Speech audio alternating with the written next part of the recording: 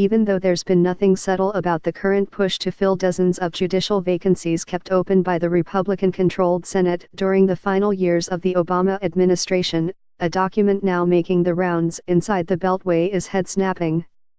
It is a proposal by a leading conservative constitutional scholar to double or even triple the number of authorized judgeships on the federal courts of appeals, now fixed by law at 179.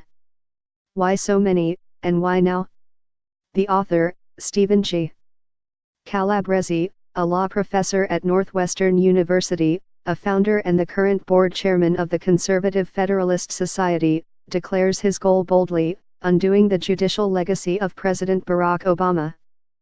The 37-page document is styled as a memorandum to the Senate and the House of Representatives.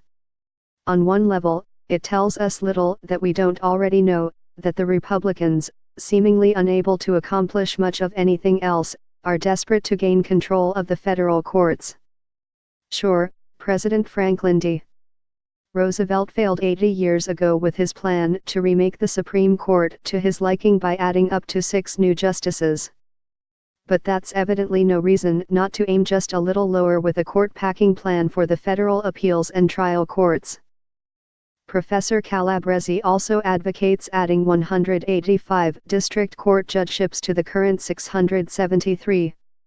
There is something bracing about the naked activism of a leader of a movement that has spent the past generation railing against judicial activism.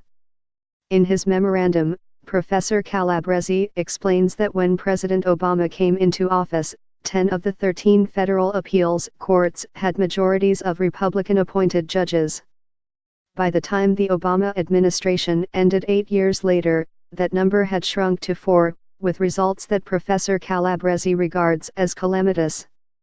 Calling out individual Democratic-appointed judges by name, he gives as examples last year's decision by the Fourth Circuit invalidating North Carolina's voter ID requirement, and a decision by the Federal Appeals Court in Washington rejecting challenges to the Federal Communications Commission's net neutrality rule, as another instance of the administrative state run amok.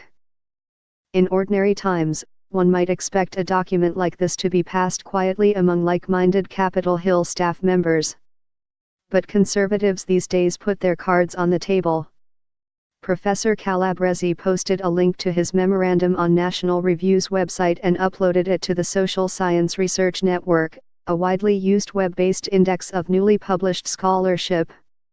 I learned of it from a post by Ian Millhiser on the Liberal Think Progress website.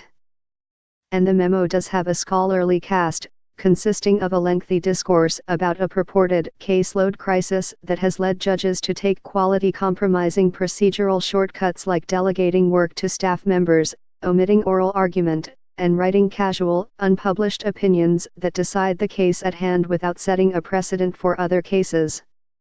Since 1990, Professor Calabrese argues, Congress has added no new seats to the appeals courts and only a few dozen to the district courts, while caseloads have grown.